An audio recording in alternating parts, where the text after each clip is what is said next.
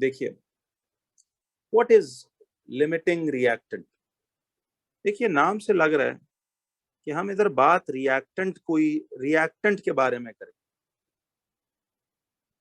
देखिए, limiting reactant को दो तरह डिफाइन किया जाता है। डेफिनेशन नंबर 1 इसकी ये है कि इट इज द रिएक्टेंट। देखिए definition, it is the reactant which produces, देखिए, it is the reactant which produces, गौर कीजिएगा, it is the reactant which produces less amount of the product. It is the reactant which produces less amount of the product. ऐसा ही है। और इसकी एक दूसरी definition या पहचान ये भी है कि it is the reactant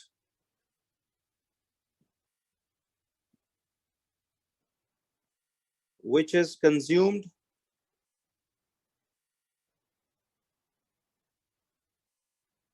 earlier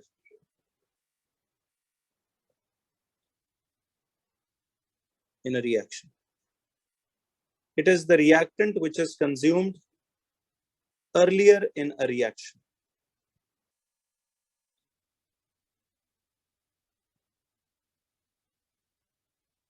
So it is the reactant which is consumed earlier in a reaction. तो ये वो रिएक्टेंट है जो कि कंज्यूम अर्ली होगा इन अ रिएक्शन।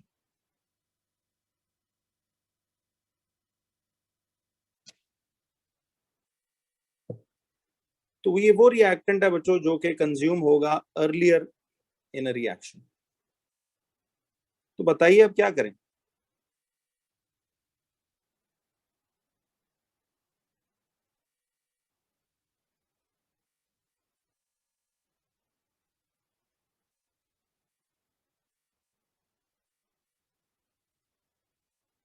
देखें, दो डेफिनेशंस हैं। It is the reactant which produces less amount of product, या it is the reactant which is consumed earlier in a reaction. देखो बच्चों, ये बातें असल में ना लिंक्ड ही हैं। मुझे एक बात बताओ, जब एक रिएक्टेंट, दोनों रिएक्टेंट्स में से जब एक पहले ही खत्म हो जाएगा और दूसरा कंप्लीटली खत्म नहीं होगा, तो क्या रिएक्शन वहीं रुक नहीं जाना चाहिए? बड़ी आसान सी बात कर रहा हूं। See, when both the reactants are engaging in a reaction and one of them, उसकी सप्लाई खत्म हो जाए, फुली कंज्यूम हो जाए वो, तो क्या रिएक्शन शुड स्टॉप देयर और शुड प्रोसीड?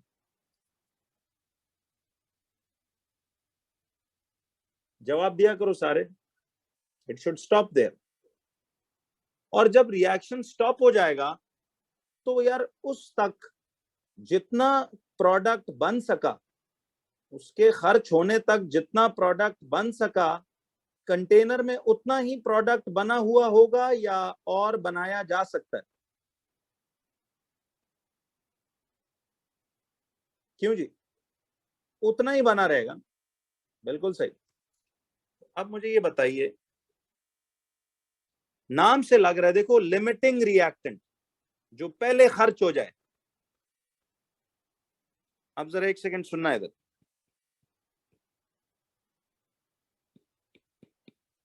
तो आप लोग एक नोट लिखो, लिखो कि जी when one of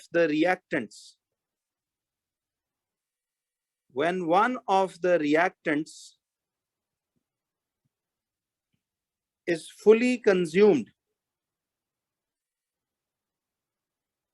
when one of the reactants is fully consumed in a reaction, when one of the reactants, जी दोबारा करूं, when one of the reactants is fully consumed in a reaction, तो लिखें कि the reaction will the reaction will fully stop. When one of the reactants is fully consumed in a reaction, the reaction will fully stop. So when one of the reactants is fully consumed in a reaction, the reaction will fully stop. And the product formed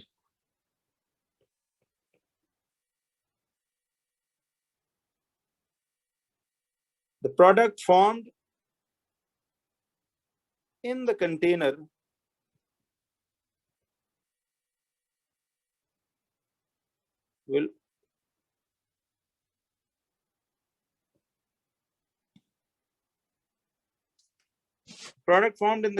will stop increasing. ठीक है?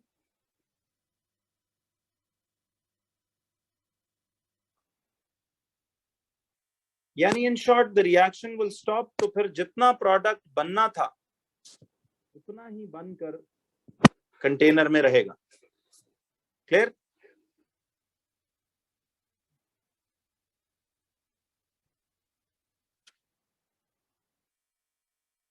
अब मैं आपको इसको ना एक सवाल से कैलकुलेशंस के जरिए समझाता हूं. बच्चों एक बात याद रखना कि that reactant which will be consumed earlier will be called the limiting reactant, and the one which will be left over उसको हम क्या बोलेंगे वैसे? Any idea? जो रिएक्टेंट पूरा कंज्यूम नहीं हुआ होगा उसे क्या कहेंगे? Any idea ji?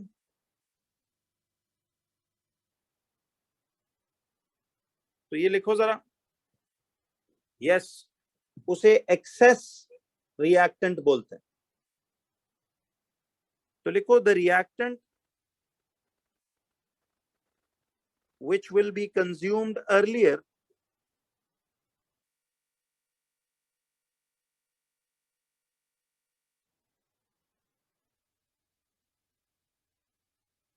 will be the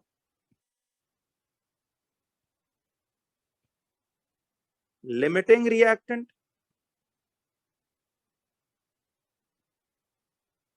and the one which is not fully consumed, and the one which is not fully consumed will be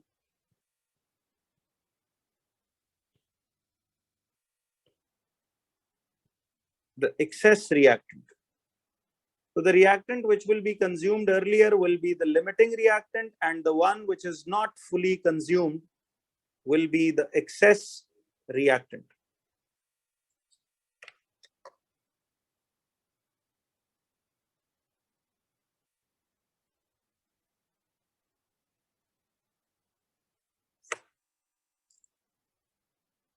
क्यों जी?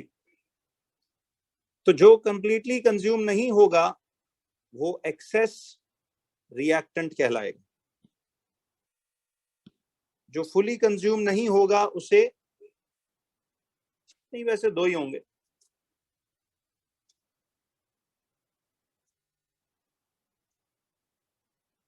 तो याद रखें लिमिटिंग रिएक्टेंट पूरा कंज्यूम हो जाता है और एक्सेस वाला थोड़ा सा अनरिएक्टेड एंड पे बच जाता है.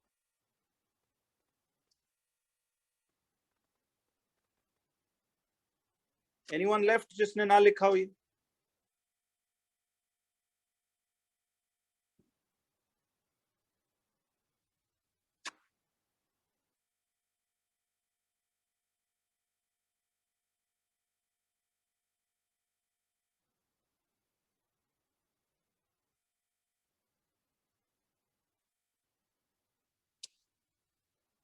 बच्चों अब एक बड़ी आसान सी बात है.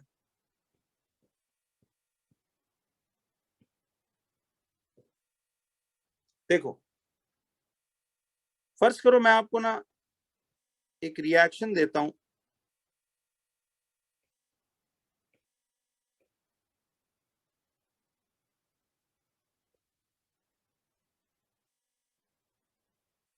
ठीक है जी।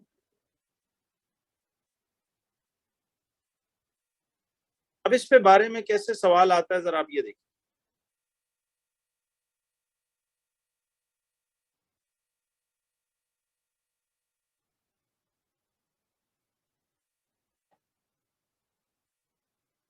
फर्ज करो बच्चों, वो कहता है कि 10 DM cube of nitrogen is mixed with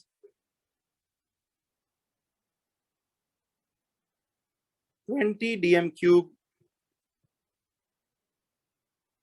of hydrogen gas. 10 dm cube of nitrogen gas is mixed with 20 dm cube of hydrogen gas. तो वो कहता है, देखिए 10 dm cube of nitrogen gas is mixed with 20 dm cube of hydrogen gas. तो अगर बच्चों 10 dm cube of nitrogen gas जो है वो मिक्स होती है with 20 dm cube of hydrogen gas, देखिए 10 dm cube of nitrogen gas is mixed with 20 dm cube of hydrogen gas. तो बताइए कि फिर इस लिहाज से हम क्या करेंगे।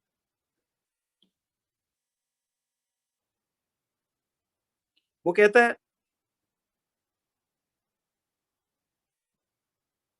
find a partner which reactant is in excess।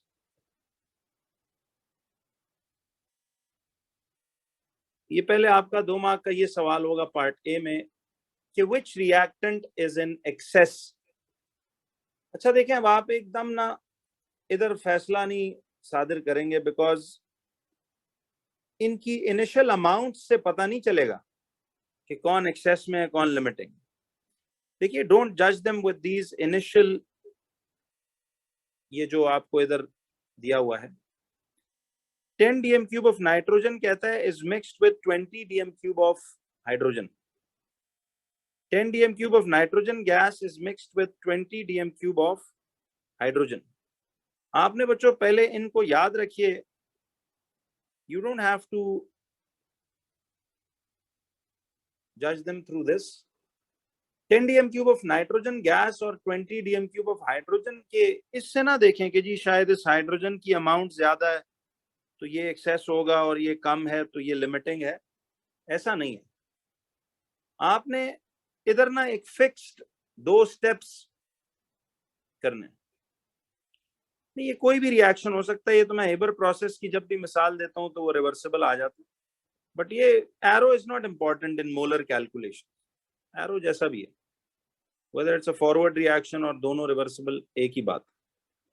बच्चों ये इसकी इनिशियल अमाउंट्स दी हुई। आपको पता है इस क्वेश्चन में whenever you have to find कि कौन सा रिएक्टेंट एक्सेस में है और कौन सा लिमिटिंग, जरा गौर करो। मुझे एक बात बताओ यार कि एक्सेस रिएक्टेंट बच्चों ज्यादा प्रोडक्ट देने की सलाहियत रखता है या कम प्रोडक्ट? जवाब दे सकते हो उसमें। एक्सेस वाला रिएक्टेंट हमेशा ज्यादा प्रोडक्ट देगा और लिमिटिंग रिएक्टेंट हमेशा कम प्रोडक्ट प्रोड्यूस कर सकता है ना, क्योंकि वो लिमिटिंग है, वो खत्म हो जाएगा जल्दी, तो वो लेसर प्रोडक्ट ही दे पाएगा ना। तो एक नोट पहले बिफोर प्रोसीडिंग लिखिए, याद रखें कि limiting reactant produces lesser product. Limiting reactant will always produce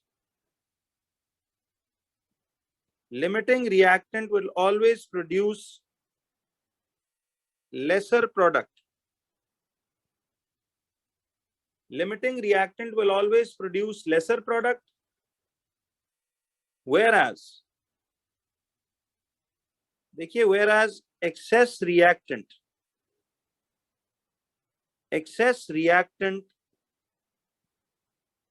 will produce greater amount of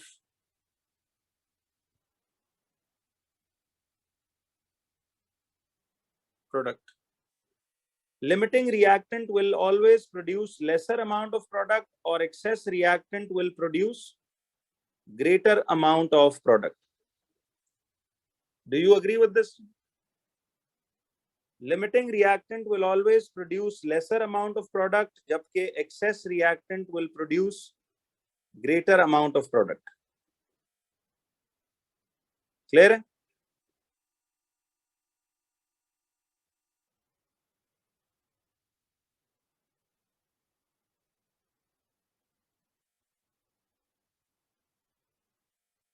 चलिए, तो लेस लिमिटिंग रिएक्टेंट जो है वो हमेशा लेसर प्रोडक्ट देगा, और एक्सेस रिएक्टेंट जो है वो greater amount of product produce किया करेगा.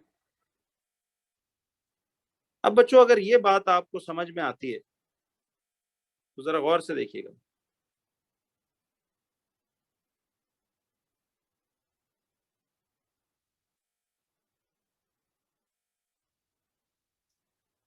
तो आपने पता है इस सवाल में फिर क्या करना है.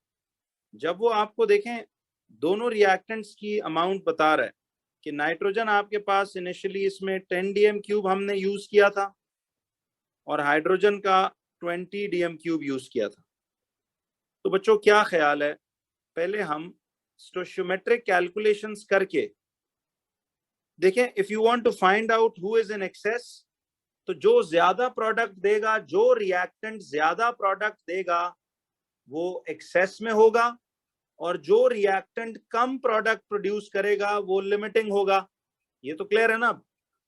तो फिर इसके लिए हमें, डोंट यू थिंक, एक दफा नाइट्रोजन का रिलेशन बनाना पड़ेगा with the product ammonia. Step 1 में एक दफा इस पहले रिएक्टेंट का रिलेशन आपको विद द प्रोडक्ट बनाना पड़ेगा, और स्टेप 2 में फिर आपको इस दूसरे रिएक्टेंट का प्रोडक्ट के साथ रिलेशन बनाना पड़ेगा. नहीं, मोल्स को यूज बेशक ना करें. देखें, आपको अगर इसने वॉल्यूम्स दिए हुए हैं, रिएक्टेंट्स के वॉल्यूम्स दिए हुए हैं, तो प्रोडक्ट्स के भी आप वॉल्यूम्स इस्तेमाल करें. तो अब मुझे ये बताइए कि हमारे पास ये जो स्टेप 1 है,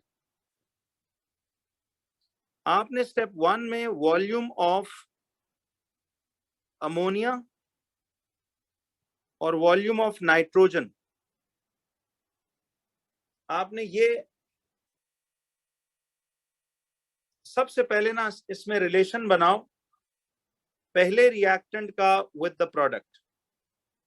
यानी देखो, मुझे नाइट्रोजन का वॉल्यूम गिवन है, क्वेश्चन में वॉल्यूम्स ऑफ नाइट्रोजन गिवन है, तो मैं नाइट्रोजन का वॉल्यूम का रिलेशन बना लेता हूं अमोनिया के भी वॉल्यूम के साथ ही.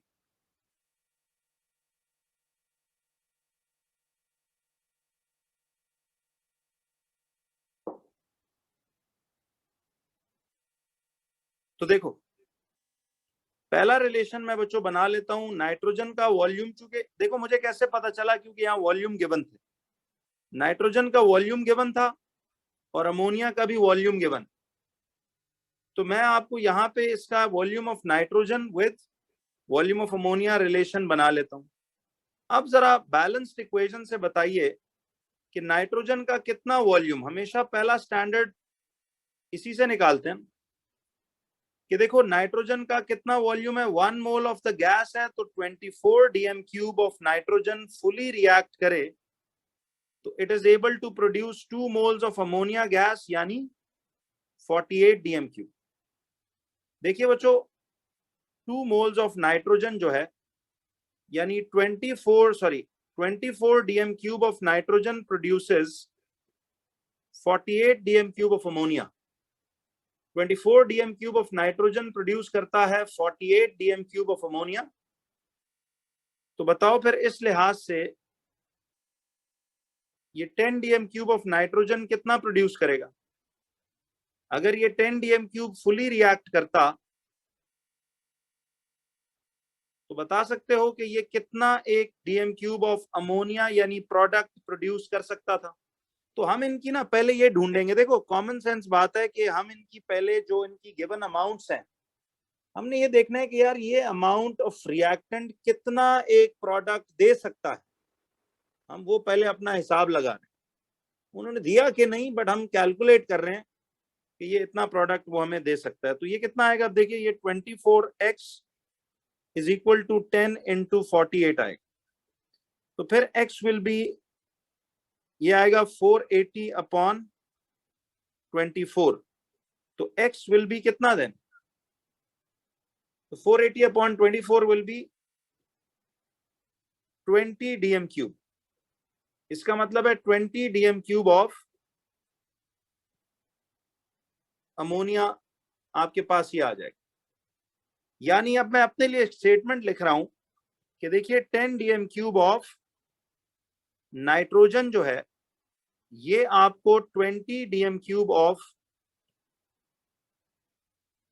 अमोनिया दे सकता है। 10 dm cube of nitrogen 20 dm cube of ammonia ये हमें दे सकता है। You get it?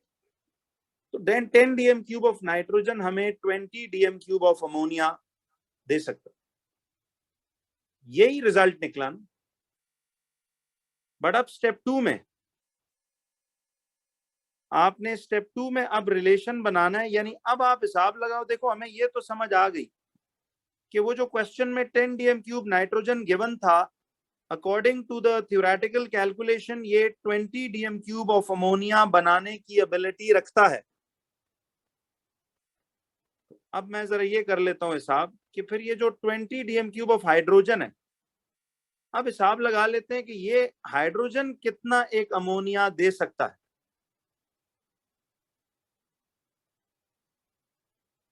किधर गुलान, कहां दिया हुआ है volume of ammonia? Did he anywhere give you the volume of ammonia in the question? ये हाइड्रोजन है भाई, पढ़ नहीं रहे हो गौर से, ये अमोनिया नहीं है। वो कह रहा है 10 dm cube of nitrogen gas is mixed with 20 dm cube of hydrogen gas.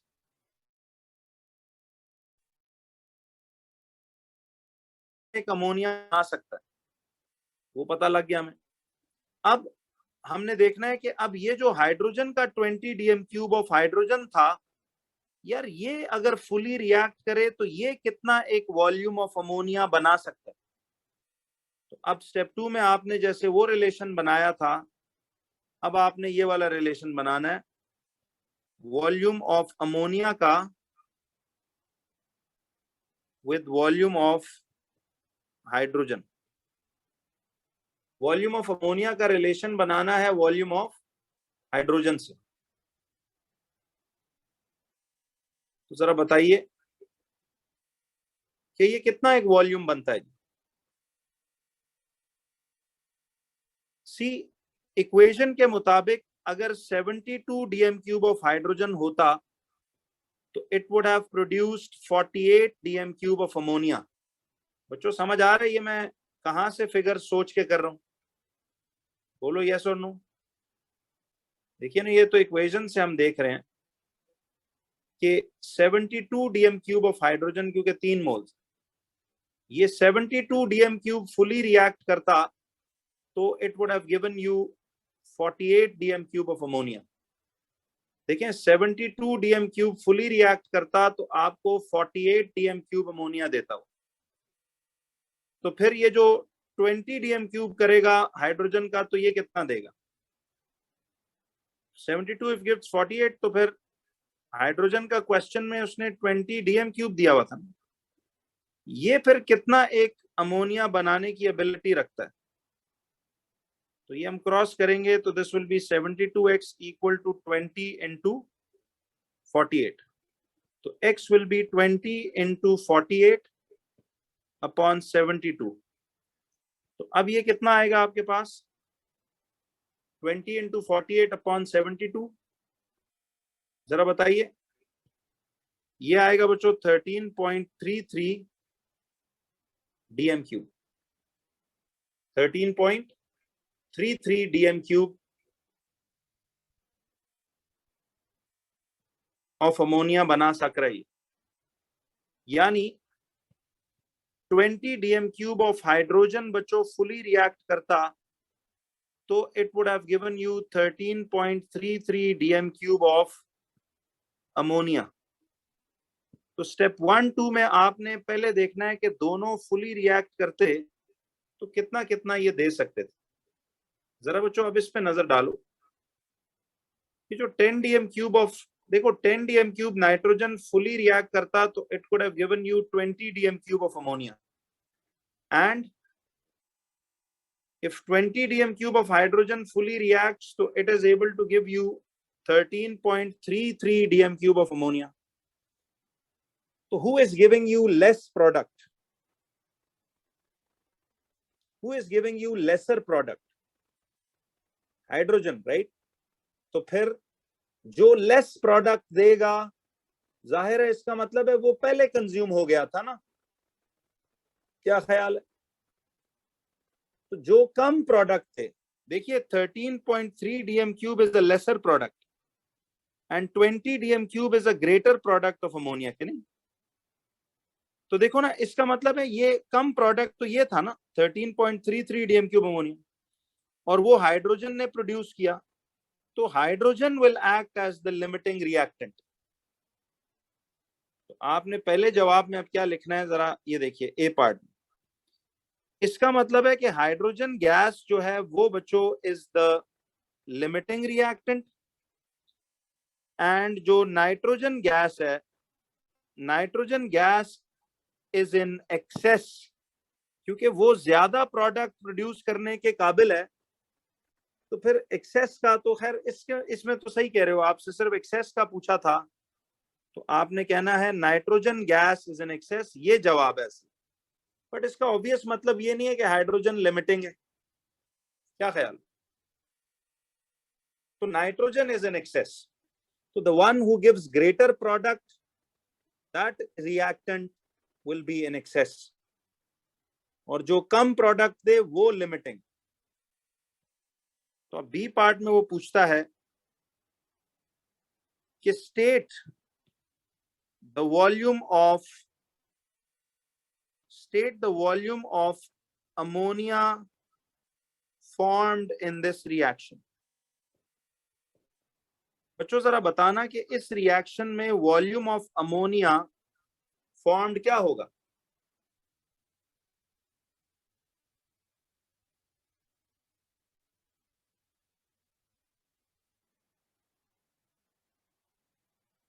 The volume of ammonia formed in this reaction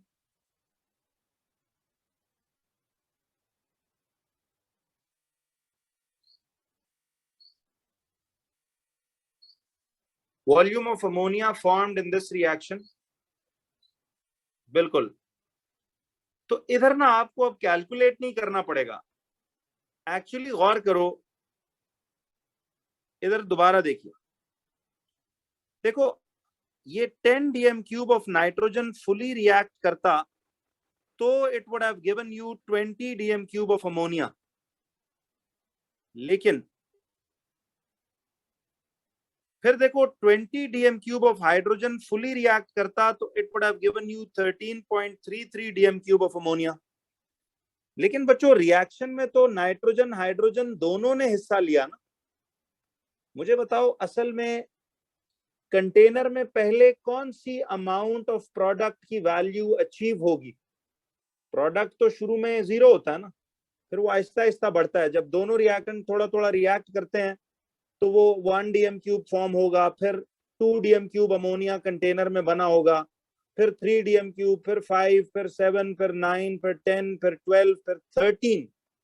और जैसे ही कंटेनर में देखो ये 13.33 dm क्यूब अमोनिया बना होगा, ये हाइड्रोजन तो आपका पूरे का पूरा कंज्यूम होके रिएक्शन से कंटेनर से गायब नहीं हो गया.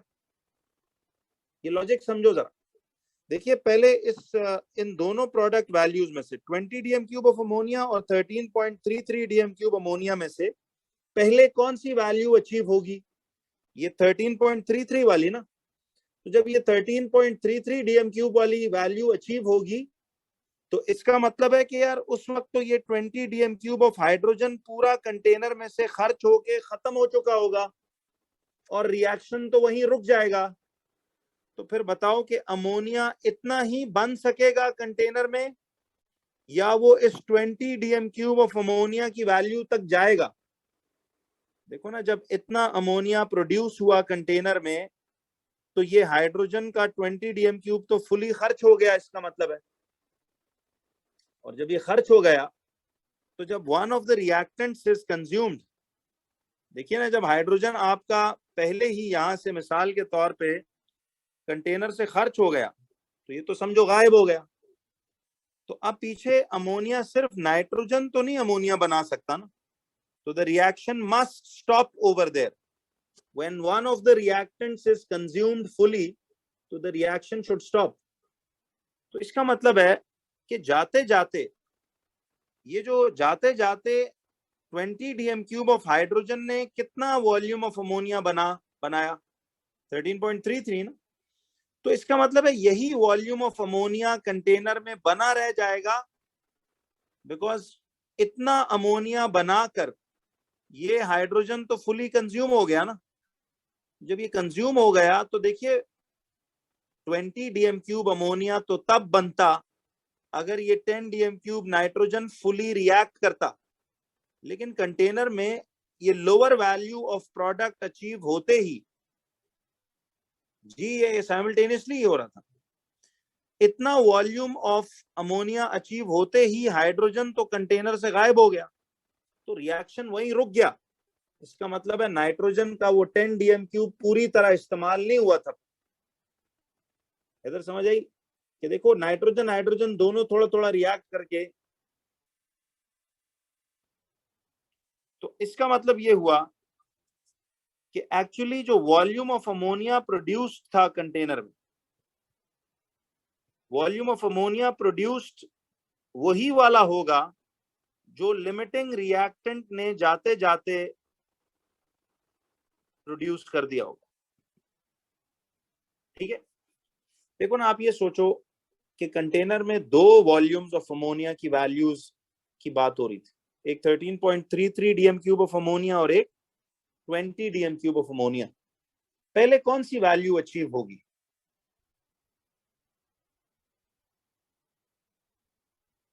पहले कौन सी वैल्यू अचीव होगी? पहले 13.33 DM cube of ammonia achieve होगी। तो सोचो, जैसी ये वैल्यू ऑफ अमोनिया अचीव हुई, तो रिएक्शन में तो अमोनिया गायब हो गया सारा, सॉरी हाइड्रोजन तो कंज्यूम हो गया था, और रिएक्शन वहीं रुक गया। तो इसका मतलब है कि फिर अमोनिया का प्रोडक्शन इस वैल्यू से तो आगे एक्सीड नहीं हुआ होगा। क्या ख्याल, समझ आई बात? तो इसका मतलब है कि एक नोट हम यूं लिख लेते हैं। देखो बच्चों के, the actual volume of product produced, या the actual amount of product produced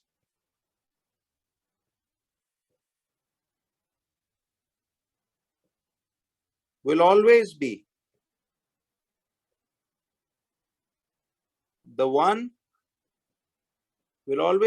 one produced by the limiting reactant. तो वॉल्यूम ऑफ प्रोडक्ट प्रोड्यूस्ड वही होगा जो लिमिटिंग रिएक्टेंट जाते जाते प्रोड्यूस कर दे।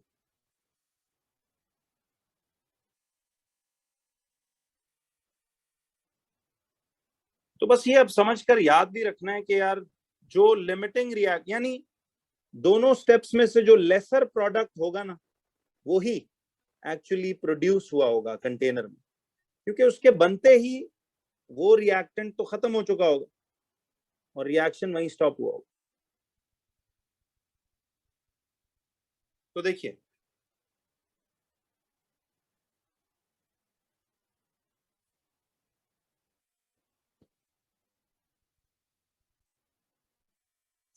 समझ आई बात बच्चों? तो इसका मतलब है कि अमोनिया प्रोड्यूस बेसिकली फिर 13.33 होगा।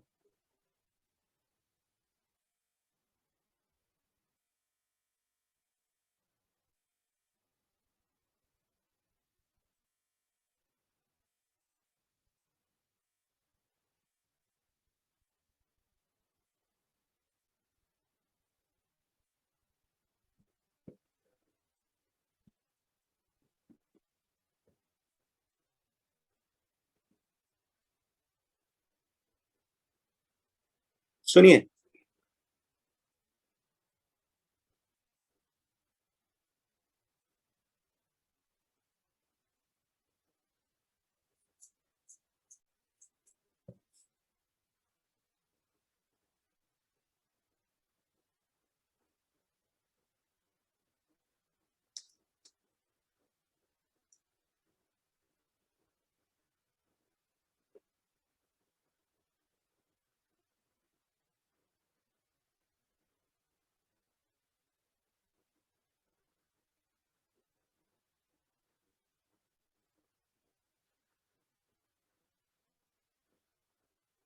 अब देखिए, तो FAQ ये है, जरा आप सुनना।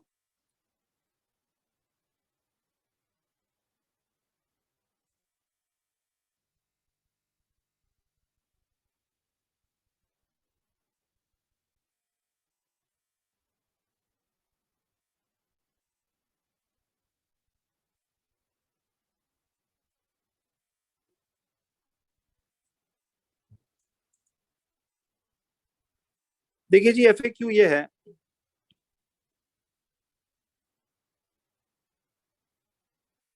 सपोज एक कॉन्टैक्ट प्रोसेस का वो जो स्टेज 2 था,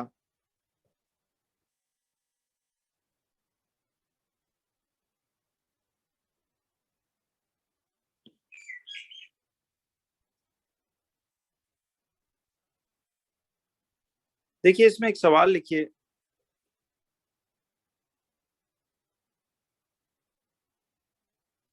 फर्ज करो वो कहता है 10 dm³ of sulphur dioxide is mixed with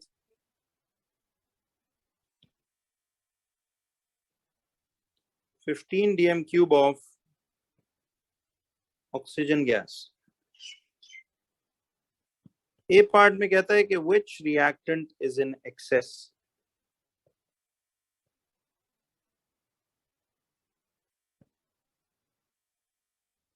try करें इसको, कौन सा रिएक्टेंट एक्सेस में। वैसे इस क्वेश्चन के थ्रू मैं रिपीट करा लूंगा, मैं यही कह रहा था कि वो कहता है ना कि बी पार्ट में कि state the volume of ammonia formed in this reaction. सुनना, देखिए कहता है कि state the volume of ammonia formed in this reaction. तो आपने अमोनिया का वॉल्यूम प्रोड्यूस कितना हुआ होगा असल में इस रिएक्शन में। देखो ना, हमने ये लॉजिक पढ़ी कि यार अगर कंटेनर में जैसे ही 13.33 dm³ अमोनिया बन जाएगा, देखो ना, ये दोनों वैल्यूज में से असल में पहले कौन अचीव होगा, 13.33 वाला। हाँ, तो इसके अचीव होते ही हाइड्रोजन तो पूरा खर्च हो गया समझो। जब ये खर्च ही हो गया तो रिएक्शन तो रुक गया होगा उधर, तो फिर प्रोडक्ट इतना ही बन सका होगा रियलिटी में भी, इतना तो फिर अचीव ही नहीं हुआ होगा ना 20 वाली अमाउंट, क्योंकि इतना अचीव होते ही एक रिएक्टेंट तो खत्म, रिएक्शन वहीं रुक गया है। तो ये वैल्यू तो अचीव तो दूर की बात है, ये तो अचीव ही नहीं हो सकी होगी। ये तो ऐसे थ्योरेटिकल हिसाब लगा रहे थे कि अगर 10 dm³ नाइट्रोजन फुली रिएक्ट करता तो इतना अमोनिया बना सकता था। तो ये जरा सवाल सॉल्व कीजिए।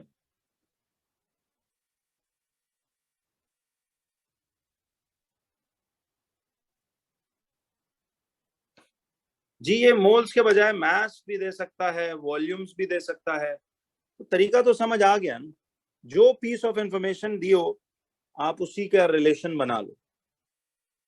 तो देखें, इसमें टेक्निक वही है कि आपने एक दफा सल्फर डाइऑक्साइड का वॉल्यूम सल्फर ट्राइऑक्साइड के वॉल्यूम के साथ रिलेट करना है, क्योंकि वॉल्यूम ऑफ सल्फर डाइऑक्साइड दिया हुआ है तो आप वॉल्यूम ऑफ सल्फर ट्राइऑक्साइड भी ले लो। सेकेंड स्टेप में आपने अब इधर वॉल्यूम ऑफ ऑक्सीजन दिया हुआ है तो उसका वॉल्यूम ऑफ सल्फर ट्राइऑक्साइड से रिलेशन बना लो, और फिर जो कम प्रोडक्ट दे वो लिमिटिंग रिएक्टेंट है, जो ज्यादा प्रोडक्ट दे वो एक्सेस रिएक्टेंट है। ट्राई करो इससे, बड़ी सिंपल बात है ये इसमें।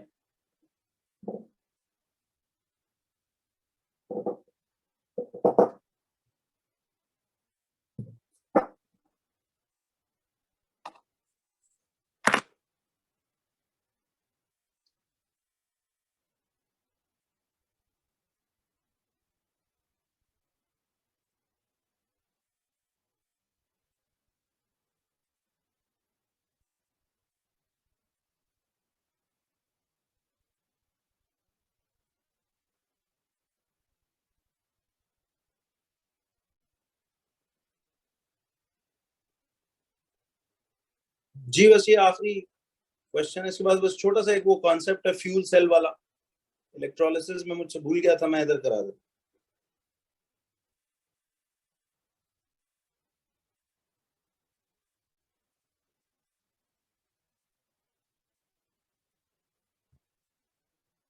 बस यही जो डेली एफएक्यूज हैं इनको प्रैक्टिस करें, आप मोल्स के मास्टर हैं सब। ईयरलीज में ये मसला हल हो जाएगा। मजीद भी कोई अगर है तो। अच्छा जी, तो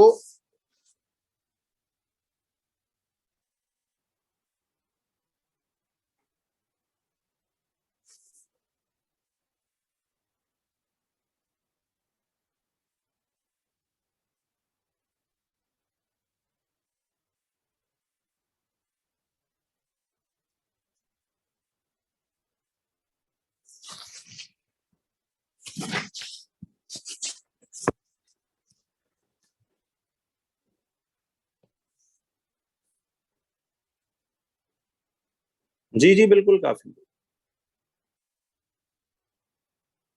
बस ये डेली एफएक्यूज होंगे और डायरेक्ट फिर हम ईयरलीज पे आ जाएंगे। अच्छा जी, देखो बच्चों, इसमें ना आपने सबसे पहले स्टेप 1 में मैंने क्या कहा कि सल्फर डाइऑक्साइड का सल्फर ट्राइऑक्साइड से रिलेशन बनाए।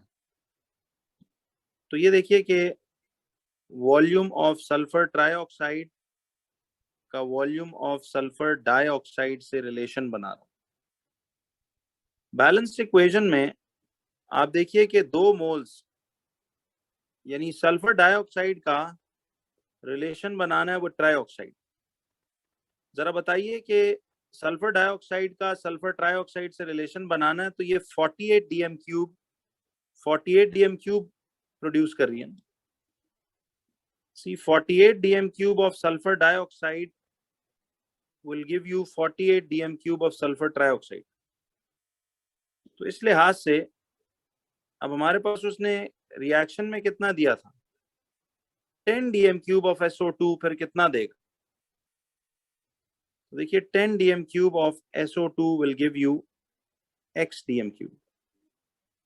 तो कितना आएगा ये करते करते आपके पास आ जाएगा 10 dm cube he of ammonia, sorry ammonia नहीं, सल्फर ट्राइऑक्साइड, यानी 10 dm cube of sulfur dioxide produces 10 dm cube of sulfur trioxide gas।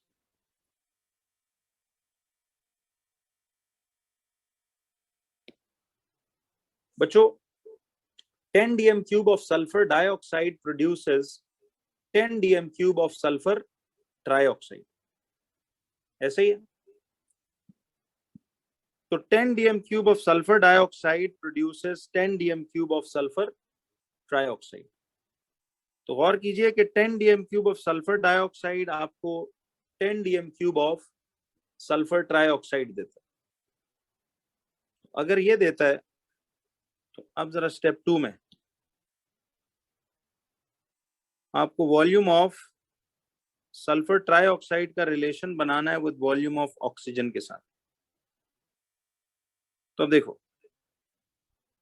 सी, आपने वॉल्यूम ऑफ ऑक्सीजन और वॉल्यूम ऑफ सल्फर ट्राइऑक्साइड का रिलेशन बनाना, तो इसका 1 मोल यानी 24 डीएम क्यूब स्टैंडर्ड आपको equation से मिलेगा। 24 डीएम क्यूब देता है आपको 48 DM cube of sulphur trioxide. तो फिर इसने रिएक्शन में कितना दिया था, फिर 15 डीएम क्यूब ऑफ ऑक्सीजन कितना दे सकता है। समझ आ रही है बच्चों, मिक्सअप तो नहीं हो रहे हो। यानी आपने वो जो गिवन अमाउंट्स है ना उसकी फाइंड कर लें। तो ये कितना प्रोड्यूस करेगा, आप देखिए 24x is equal to 15 into 48। तो x would be 15 into 48 upon 24। तो ये x कितना आता है, देखिए x आता है 30 डीएम क्यूब, ठीक है। 30 DM cube of sulphur trioxide produce हो रहा है। इसका मतलब है 15 dm cube of oxygen was able to give you 30 dm cube of sulfur trioxide.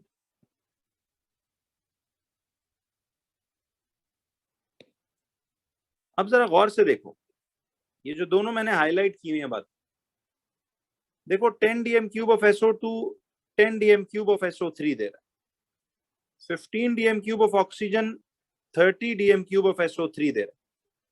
कौन लेसर प्रोडक्ट दे रहा है? देखो 10 dm cube of sulfur trioxide lesser product है, तो इसका मतलब है SO2 is giving you lesser product. तो SO2 will act as the which reactant? Limiting reactant. और ऑक्सीजन ने देखो आपको ज्यादा प्रोडक्ट दिया है, 30 dm cube of SO3, तो oxygen will be definitely in excess. तो इसका मतलब हुआ, उसने पहले पार्ट में तो यही पूछा था ना कि हु इज इन एक्सेस, तो आप बोलोगे oxygen gas is in access, which automatically means के जवाब तो ये था, इसका ऑटोमेटिक मतलब है कि sulphur dioxide is the limiting reactant. Sulphur dioxide जो है वो लिमिटिंग रिएक्टेंट नहीं, वर्किंग इरेज नहीं करनी, यही तो वर्किंग है, सबूत है। बी पार्ट में वो कहता है कि state the volume of sulphur trioxide produced. बच्चों अब state the volume of sulphur trioxide produced,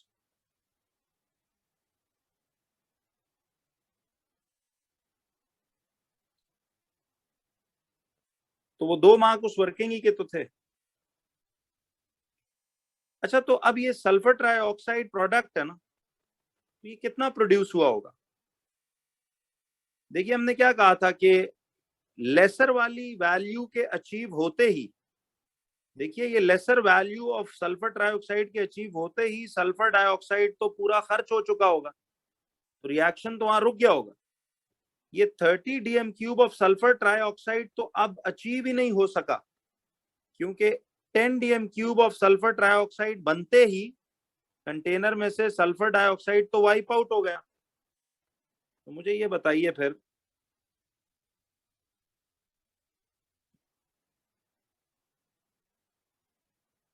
और करो बच्चों, इसका मतलब है कि आपका फिर 10 dm cube of sulphur trioxide he 10 dm cube of sulphur trioxide gas he produce हो सकी। तो 30 एक्चुअली बिल्कुल सही है, इट्स जस्ट फॉर कंपैरिजन कि हमें उसका फायदा नहीं हो सका, बिकॉज वो प्रोड्यूस ही नहीं हो पाई वैल्यू, थोड़ी वैल्यू अचीव होते ही दूसरा रिएक्टेंट ही खत्म हो गया। ईमानदारी से बताओ ये सबको बिल्कुल सही समझ आया? तो बस इन्हीं क्वेश्चंस को एक बार रीप्रैक्टिस करो, बेहतरीन हो जाएगा। कैसा लगा जी मोल्स? अब इसके ईयरलीज देखना, इससे भी आसान काम, थोड़ा जो ईयरली में मुश्किल लगेगा ना वो सिर्फ अंग्रेजी को मैं क्लियर करूं, वरना बाकी आप देख लीजिए, मैंने बहुत डिटेल्ड, ये मैंने समझो आपको 90% ए लेवल्स का मोल भी करा दिया इसी। तो कमिंग सेशन में इंशाल्लाह देखिएगा, जब आपके साथ मोल्स हम करेंगे तो बहुत ही इजी लगेगा, हालांकि ए लेवल्स में भी मोल